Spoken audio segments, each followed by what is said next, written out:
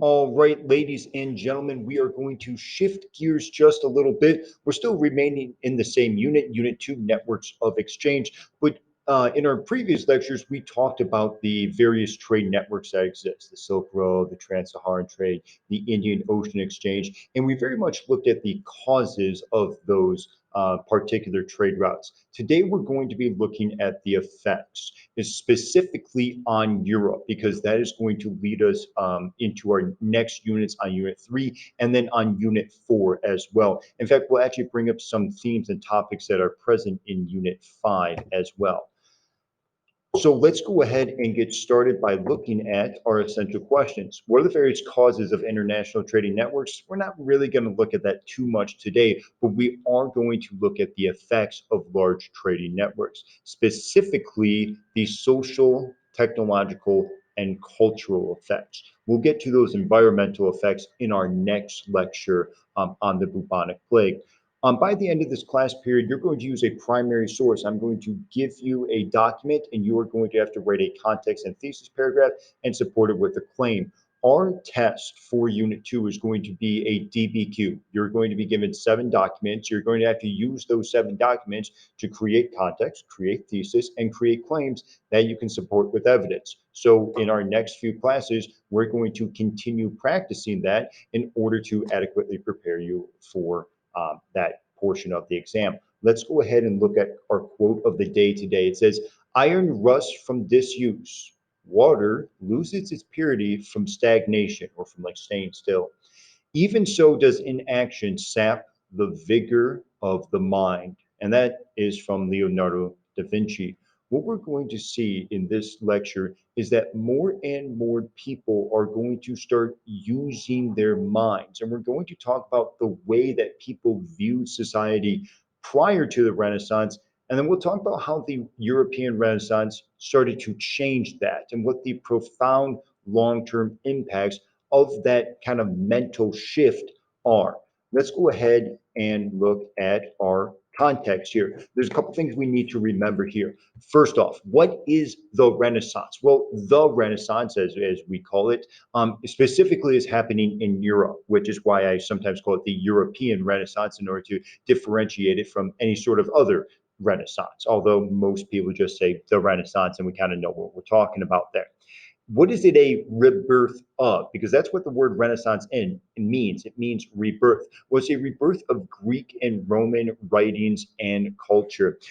Many Europeans saw the Greeks and the Romans as the height of civilization. I mean, these were where the great philosophers like Aristotle and Plato came from, and we needed to return to that great civilization of people making themselves more intelligent and engaging in politics, as opposed to just being serfs on the feudal land and farming all the time. You know, what really wanted a shift away from that. How did the Greek and Roman writings from oh so long ago make their way to the Europeans during this time period, which is 1200 to 1450? Well, if you'll remember our study of the Islamic world, we saw that the House of Wisdom in Baghdad transcribed all of those Greek and Roman writings. Eventually, those Greek and Roman writings were translated into European languages, and Europeans had access to them. How exactly did they get those? Via trade. That is the big context you need to see. All of this trading that's occurring, whether it's the Silk Road, whether it's Indian Ocean, Trans-Saharan, all of that is going to spread technology to everyone engaged in that trade, including the Europeans, as we saw in Unit 1, who didn't have that technology yet. So this is how they get all of that technology and knowledge from the East. In addition to just trade, the Crusades are going to play a major role as well. We studied the Crusades in Unit 1, and we saw that more and more Europeans went east. They went to the Holy Land. They went to Jerusalem, and instead of going back home, they just settled in the area and began trading with these other cultures. Eventually, they would travel back home, or maybe people would travel to them, and this knowledge and technology would spread. Now, from this trading, that's a kind of an offshoot of the Crusades, you start to get more urban cities in Europe. Here's what we need to remember from our study in Unit 1. Europe was a feudal society. You had a king, you had lords, you had serfs, and they were working on the land. That's much more agricultural based. That's not like a city like you or I live in here in Las Vegas, but that's much more similar to a very large farm. But when there's a lot of trade, we've said that trade produces wealth. And so many wealthy merchants like Jakob Fugger, who's from modern day Germany, became incredibly wealthy. When I talked about Jakob Fugger here, I actually like Jakob Fugger because we share the same birthday. So that's one thing that we have in common there, which is nice. But he's also one of the wealthiest people in the world. He's often compared with Mansa Musa and John D. Rockefeller and Andrew Carnegie and other incredibly wealthy individuals. How does he get wealthy? Well, through the textile trade in Europe. He has access to many textiles and he sells those to other people. Eventually, he uses that money to make himself even more wealthy and buys different mining operations in order to give the kings copper and things that they need in order to engage in warfare. That we will talk about in Unit 3. But you could imagine that Jakob Fugger gaining a whole lot of wealth and merchants like him gaining a whole lot of wealth is going to allow them to have a lot more power. You have to remember that in the feudal system, the church has power and the king or the lords have power. There's no such thing as a middle class because most people are serfs. But with this rise of trade, there's a rise of wealth. There is starts to be a middle class, a class of merchants that can grow their wealth and challenge the power of the church, challenge the power of the lords, and challenge the power of the kings. And they are certainly going to do that. Now, that doesn't mean that the feudal system is going to fall right away. It's just not going to happen. It's still going to be around for several hundred more years. In fact, Russia will be the last country to completely abolish their feudal system, and that won't happen until 1862. Jakob Fugger and other merchants are living in the mid 1400s or so. So it's going to take a long time, but we're going to see more and more challenges against those powered structures, like the structure of feudalism that benefits the church and the king, as I have said. And the last part is more and more knowledge. All of these pieces of knowledge, all of these new innovations. Remember, we talked about the compass, we talked about the astrolabe, we've talked about Latin sails, we've talked about mathematics. All of that knowledge from the East is going to go to the West. And Europe is going to use that knowledge in order to engage in scientific pursuits, artistic pursuits, and eventually, as we'll see in Unit 4, they will sail across the Atlantic Ocean, and Columbus will, quote unquote, discover the new world there. The other part of context that we need to talk about for the Renaissance is humanism. Underneath the feudal system, there is this idea that the kings are good and the lords are good because God made them good. He made them smart, he made them intelligent, he put them as the leaders of society because God organizes everything. And therefore, if you are a serf, your job is to just work on the land and be a farmer and engage in agricultural pursuits. It is not to do anything else. It's really not to challenge the systems there. That idea starts to be challenged by humanist thinkers like Erasmus and Dante.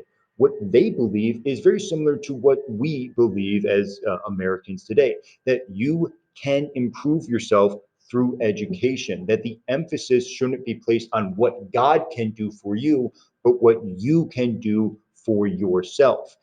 Dante, Erasmus, other humanist thinkers believe that education for the masses is necessary. It should be done. It shouldn't just be education for kings and lords and people who happen to have money to access it. It should be education for everyone, because if we can educate everyone, we can teach people how to run their own society and they can govern themselves instead of having a king stifle them and control them and prevent them from doing what they want to do.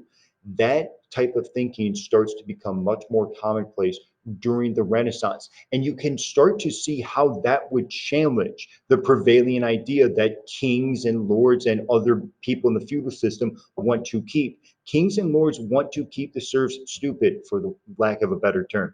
They want to keep them dumb because they do not want the serfs to start to rise up. They don't want the serfs to think for themselves because they'll realize that they're getting the short end of the stick and that this is a horrible system for them. But if those serfs can receive education, they can start to govern themselves. They can start to have their own society. In addition to this, as we talked about on the last slide, merchants are having more and more trade.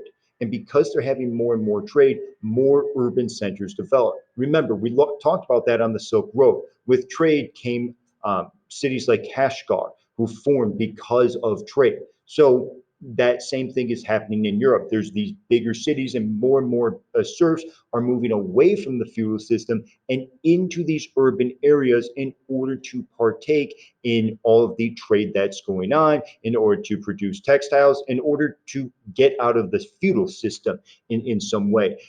Those serfs in an urban area are all of a sudden thinking to themselves, well, wait a second, I'm away from the king and I'm doing just fine. I don't need someone to organize my life for me. I just need education so I can organize my life for myself. So it's very much challenging the power structures that have existed for a long time, as we looked at in Unit 1. The second one right here is the vernacular language. Vernacular language means just common language.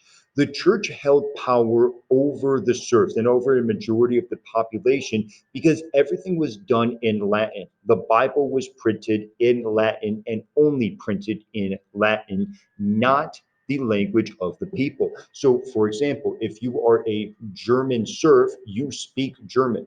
You talk to other German people, but you certainly can't read Latin. So you're not going to be able to read the Bible of yourself, not going to be able to read the Bible for yourself. So you must rely on a priest to do it for you. You are giving up some of your power because you can't read the Bible yourself, and now the church has control over you by printing things in the vernacular. So instead of writing things in Latin, writing them in German, now you're giving people more power over their knowledge and their education. Now someone can go ahead and pick up the Bible for themselves and read it themselves instead of having the priest tell them what is in the Bible. So you can see that this starts to challenge the power of the church as well. The church doesn't have all the knowledge and education. Now the people are starting to have more knowledge and education. And once people start to challenge the power of the church, they'll start to think, well, wait a second, if we can challenge the power of the church,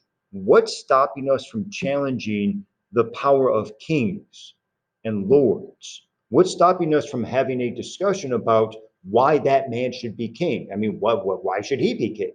Why? Because his father was king? That doesn't really seem to make much sense. So we see that there's more thinking, there's more access to knowledge, and therefore that access to knowledge and that type of thinking is going to challenge the feudal system and challenge the church. And all of this knowledge is going to go through almost a literal explosion with this invention right here. Prior to Johann Gutenberg in 1439, if you're a European and you want access to a book, you're going to have a whole lot of money. Here's why. Books are written by hand.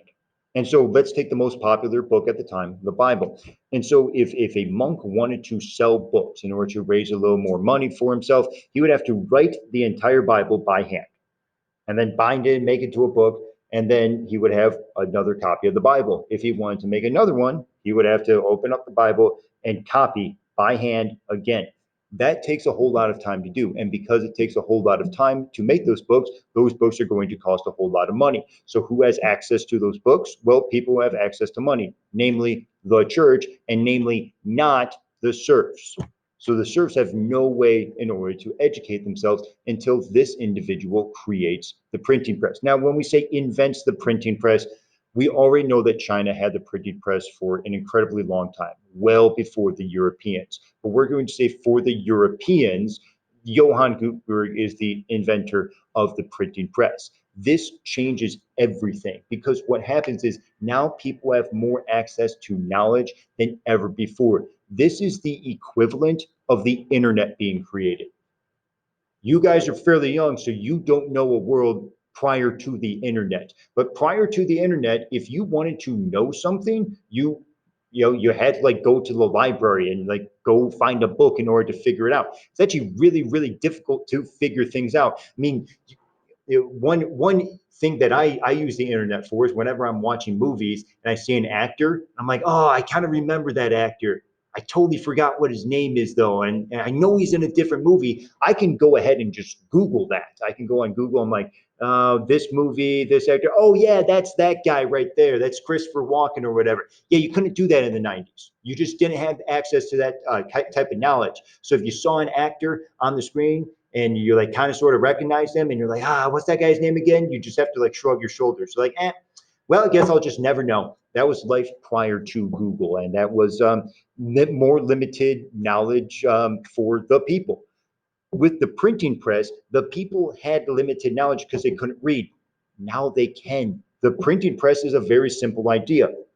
You take these letters that are on pieces of metal or sometimes pieces of wood. Instead of writing everything down by hand, you just put the letters in order. You press it down onto the piece of paper, and boom! Now you got yourself a sheet of paper with a whole bunch of words on it. You can repeat the process like this over and over and over and over, and now you can print a whole lot of books. Now books are cheap, and people. I'm sorry, in addition to books being cheap, books are also printed in languages that are not Latin. And so people now can read books, therefore, they have more access to knowledge. And they can use that knowledge in order to change their life. That's why we send you guys to school or virtually send you to school. That way you can have more knowledge. So that way you can change your life, hopefully for the better. I will say this though, because many people are very wary of new technologies. Like the television or the internet. People say, "Oh, technology is so bad, so terrible. We shouldn't have a new technology." Technology is not the enemy. Technology is not the devil. Technology is not evil. What people decide to do with technology may be good or evil. So whenever you have technology, like your smartphone that you happen to have in your pocket, or like this computer that you have in front of you, use that technology for good. Use it to teach yourself things. Use it to learn something new. Don't use it to post a bunch of stupid memes online in order to get a good laugh. This you have access to all the knowledge and technology in the world at your fingertips. Use it to enrich yourself. I'll go ahead and get off my soapbox and move on here. Let's talk about Renaissance art. We'll talk about it very quickly because so much of it is not going to be on the test. But I think it's important. I think it highlights some of the different aspects of Renaissance culture. So the most famous artwork during this period is coming from people like Leonardo, Michelangelo, Raphael, and Donatello, which if you're a comic book nerd, that's the Teenage Mutant Ninja Turtles. Fun story as to why the Teenage Mutant Ninja Turtles are named after Renaissance artists. I have absolutely no idea. I got nothing. I've searched high and low trying to find some sort of explanation as to what was the inspiration for the names. Nothing has turned up. So if you find something, email me, let me know here. But what we're going to see with this Renaissance art is that there is an intense focus on nature, as we see with Sandro Botticelli's Birth of Venus, the individual, and using realistic styles. Much of this artwork is going to be based either on Greek culture, as we see here, this is the Birth of Venus, who's a Greek goddess, or Christianity, as we see down here with Leonardo da Vinci's Last Supper. I do want to point one thing out about Christianity. The challenge is not against God. The challenge is against the church, where we see people like Erasmus and Dante and Leonardo da Vinci. They're going to challenge the power of the church because the church has so much wealth. They're not going to challenge the power of God. They're still very much going to be loyal Christians and very much believe in God, but they don't think the Catholic Church is actually conducive towards getting people to actually believe in God. They think the Catholic Church is incredibly corrupt and just much more focused on obtaining money as opposed to saving souls. Let's go ahead and move on. So what we see is we see a huge improvement in the art. So this is art from the Middle Ages, Gothic ages, not good. As you see over here, this is the Renaissance art, much better. Well, in order to achieve this level of art, you got to have a lot of knowledge. You got to have new technology. You have to have science. You have to have mathematics, as we'll talk about momentarily. Where do Europeans get all that?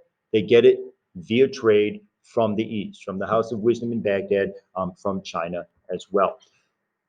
We also going to see that with this artwork actually is a piece of evidence of another cultural change during this time. If you'll remember, as I said previously in the lecture, the power before the Renaissance lies in either the Catholic Church or the upper classes, the kings and the lords. Everyone else really doesn't have much power. But when you have more trade, now you can have these merchant families that make a whole lot of money. And these merchant families can have their own kind of factories, not in the factories that we think of today, but they can have more people work in the textile industry, as opposed to working as a serf on a farm. This is going to drive more and more people into urban areas, which is going to be really good and really problematic, as we're going to see in our next lecture about the bubonic plague. But we also see that it's going to make these Italian merchants, and actually any merchant, like a German merchant, Jakob Fugger, even more wealthy and able to challenge the power of the feudal system and of the church.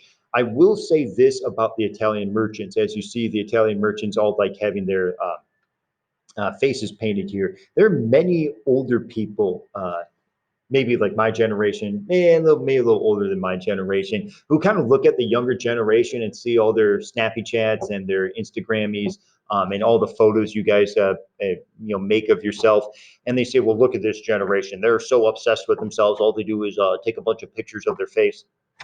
I mean, human beings have been doing that for a long time. I mean, the Medici family here sat down and had someone paint a picture of their face, and they hung it up in their home so that way they could actually look at their own face. So human beings have been obsessed with themselves for an incredibly long time. Is it a good thing? Maybe not, but at least it's not a new thing. It's not something that's unique to your generation. So if someone tells you, well, you're just full of yourself, you're just taking pictures, you can whip this out and show them that, hey, yeah, people have been full of themselves for a long time. Let's go ahead and move on here. Let's talk about some of the characteristics of Renaissance art. Right here is the Expulsion from the Garden by Masaccio. This shows Christianity here. This is Adam and Eve being expelled from the Garden of Eden. But I also want you to see that many of the Renaissance painters use a scientific knowledge of the body in order to express emotion. This one isn't necessarily the best for it, but this one is very good. This is David and Goliath. So this is my picture.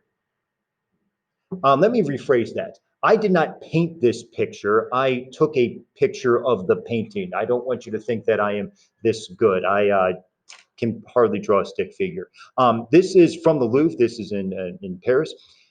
And this is David up here. This is Goliath right down here.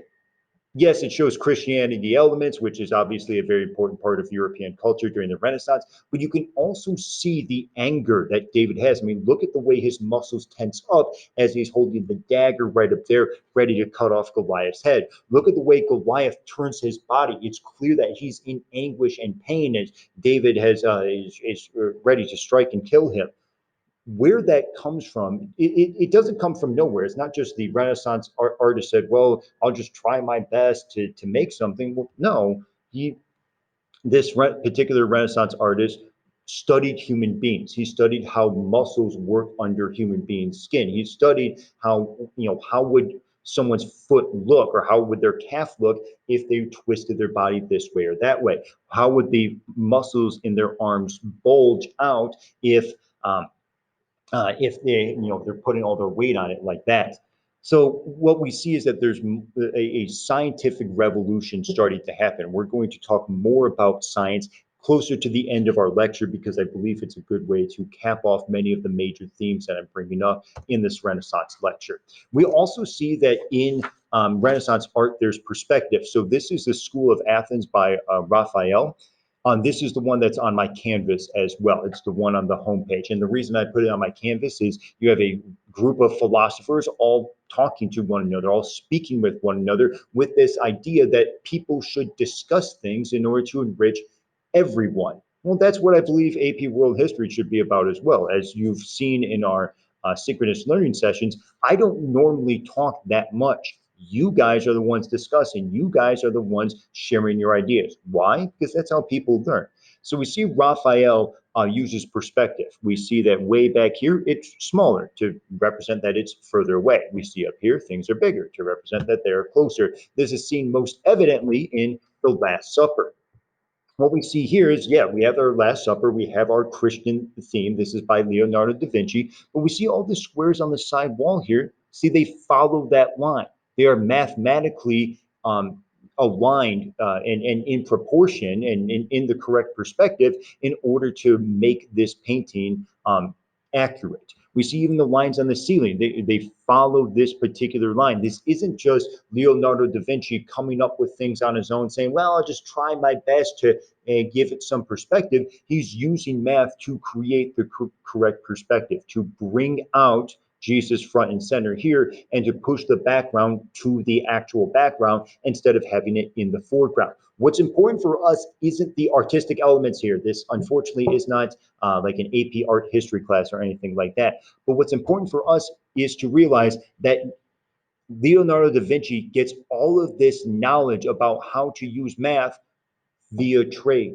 All of that trade comes into Italy, and with that trade comes mathematical knowledge. And Leonardo da Vinci can use that mathematical knowledge. Other people are going to use that mathematical knowledge in different ways as well. Let's go ahead and look at the characteristics. Our next one, which is classicism. This is once again Sandro Botticelli's Birth of Venus. What we see is that the Venus is a Greek goddess, and so there's very much an emphasis placed on Greek and Roman culture. Bring back that culture of educating people and having people read and write and discuss and think, not just have people be serfs and work for a king and or work for a lord. We also see the individualism that I talked about with the Italian merchants. These are other Italian merchants who feel the need to have pictures painted of themselves. I believe this is Sforza is the last name. I am blanking on the first name right now, but he was a very famous and very wealthy Italian merchant who used all of that wealth to start to challenge the power of the kings and start to challenge the power of the church. We see geometrical arrangements as well. So this is St. George slaying the dragon by Raphael. As we can see, the figures are arranged in a pyramid shape. St. George up here, the dragon down here, the really big horse, that is a large horse over here. This creates this triangle shape, and mathematically speaking, it draws your eyes in to the center, to St. George, which is what Raphael, the painter, wants us to focus on. Once again, this is using math in art. How did we get all this mathematical knowledge in Europe? Well, we got it via trade. We also have light and shadowing. So this is an example of mathematics and of science being introduced to the Europeans via trade. First off, you have the sfumato, which is a softening of surroundings. So instead of having like this hard outline around Genera de Benci, which is this woman who's painted right here, it's a little bit softer. She almost like blends into the background a little bit to make her look a little more realistic. After all, I don't have an outline around me. I kind of blend into the background a little bit. We call that sfumato. The more important one is chiaroscuro, which is creating light and shadow, which is a scientific development that we'll talk about in detail a little bit later. We can see that the light's from up here, so the light's shining on her face, and therefore it's creating a shadow over here. And all that science knowledge that comes from the House of Wisdom in Baghdad and gets to Europe via trade.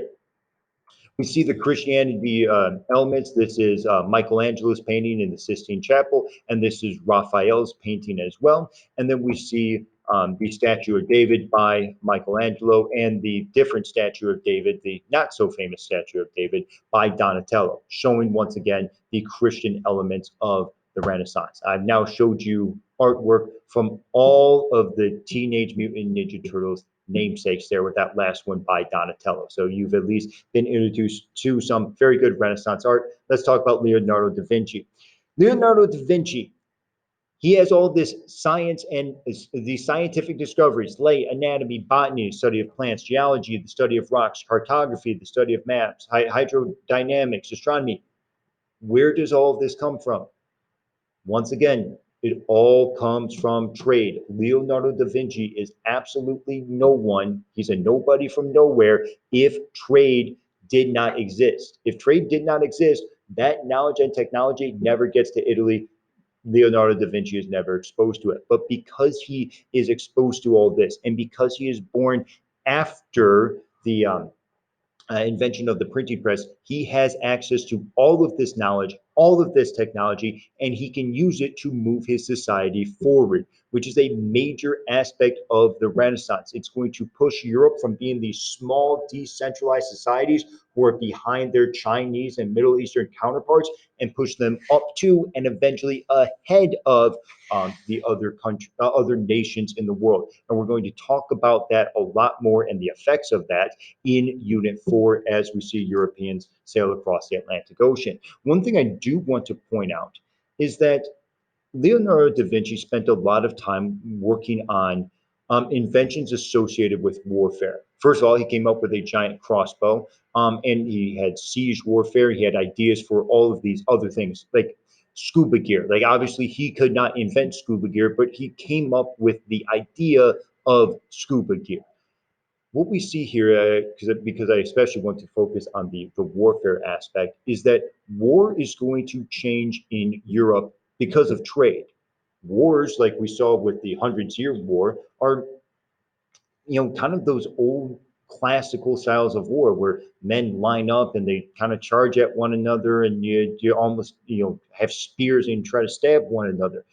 That's all going to change in Unit 3. We're going to see, because of trade, Europeans now have access to gunpowder, and they're going to use that gunpowder for, obviously, their guns. That is what Leonardo da Vinci is responding to. He is responding to the changes in warfare, and we're going to see the effects of that warfare in Unit 3. Let's go ahead and move on to one of my favorite Leonardo da Vinci paintings. This is Woman with an Ermine. This is a little ermine right here. Why is it one of my favorites? Well, first of all, it's a very realistic looking painting, but secondly, it shows the scientific aspects that Leonardo da Vinci would have been exposed to because of Italian trade with the rest of the world. We see that the light is shining from this source over here, and so we see the shadows on this side of the woman and this side of the ermine that she's holding as well. This shows that math and science were introduced into Europe, and we're going to see Europeans use that math and use that science as well. That's not just going to be in art, that is going to be it with scientists as well. We have two scientists that we need to go over, and then that will wrap up our lecture for the Renaissance. The first one is Nicholas Copernicus. Nicholas Copernicus, he uses all this science and all this math that I've talked about time and time again in this lecture. He doesn't use it for art. He uses it to discover that there is a heliocentric universe. The prevailing idea at the time was a geocentric universe, the idea that the Earth was in the center and everything revolved around it. That was proposed by the church and actually supported by kings. And here's the reason why. The church stated that, well, human beings are created in the image of God, so it makes a whole lot of sense if we are the center of the universe because we have people who are created in God's image, and none of the other planets do. Every other planet and the sun revolves around us.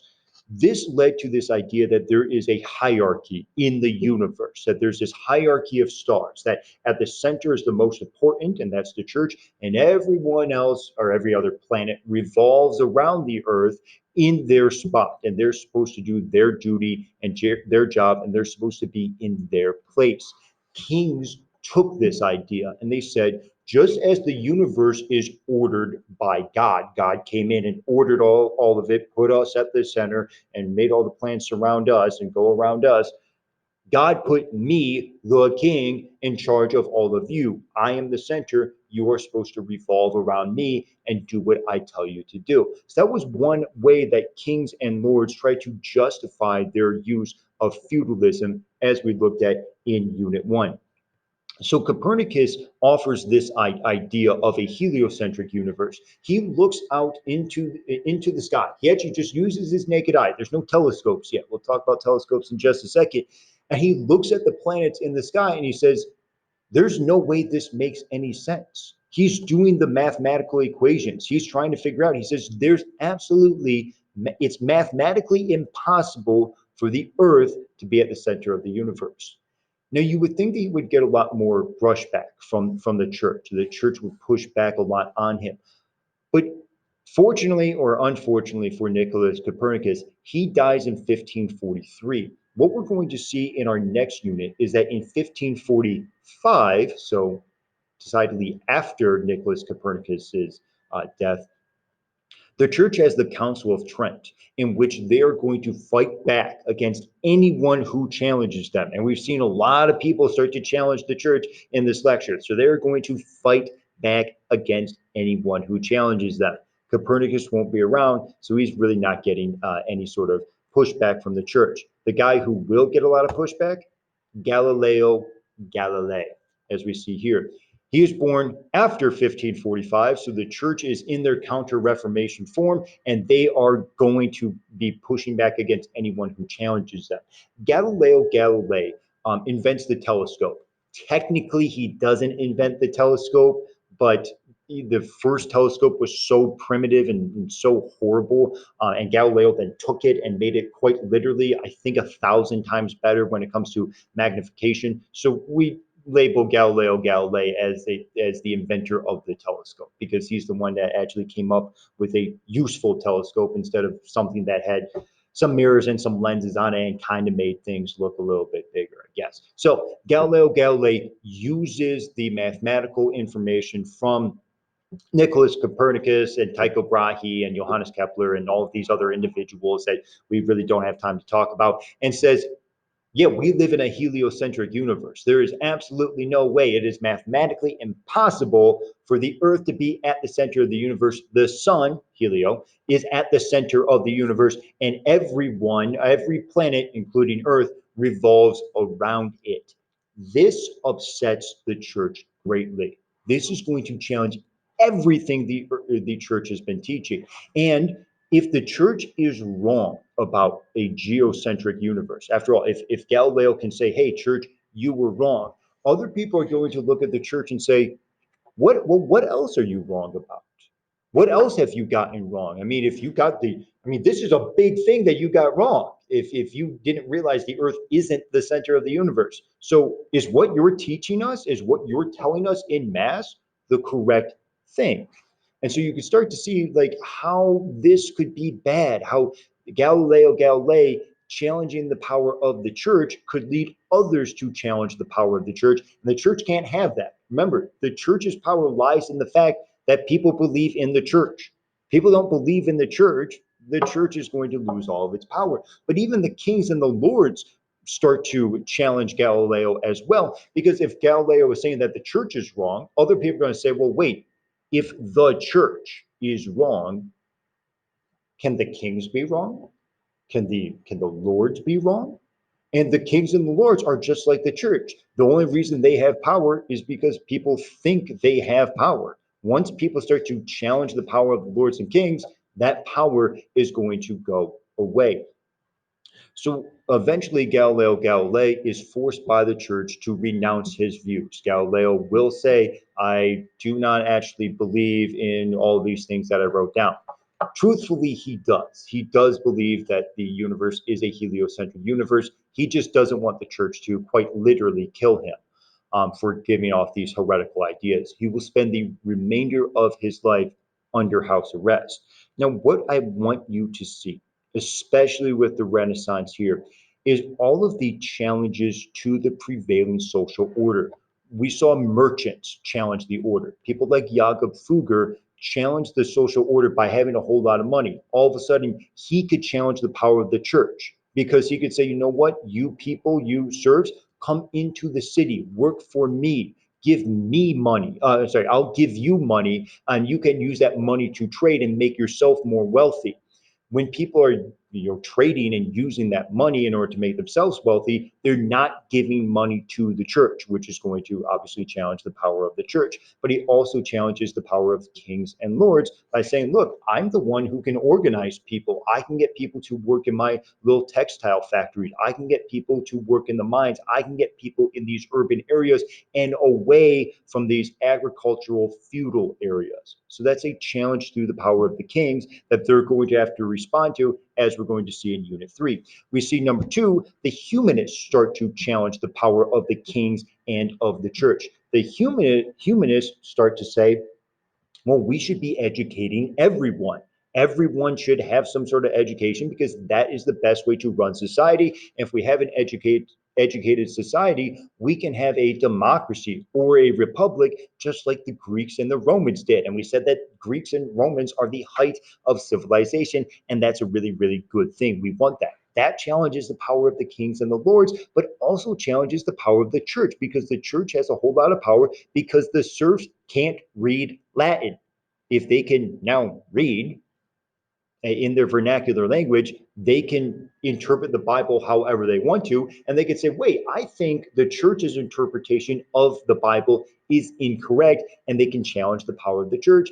As we're going to see in Unit 3, we'll see more direct challenges to the power of the church, and we'll see how the church responds to those challenges. The last ones we just went over are the scientists challenging the power of the church and indirectly challenging the power of the kings. So we see that the Renaissance challenges everything. It starts putting pressure on these social powers and social order that had already existed. And we're going to see that changes happen over a long period of time. So I don't want you to think it's just an immediate change, that Galileo came in and all of a sudden society was entirely different. This is going to take hundreds of years. This is going to have an impact over hundreds of years as we move through Unit 3, Unit 4, and finally the political revolutions of Unit 5. In our next lecture, we'll go ahead and look at one of the more immediate responses here. We said that more and more people were moving into urban areas. That is going to be incredibly problematic because via trade, the bubonic plague is going to make its way to Europe, and we're going to see the effects that the bubonic plague had on European society.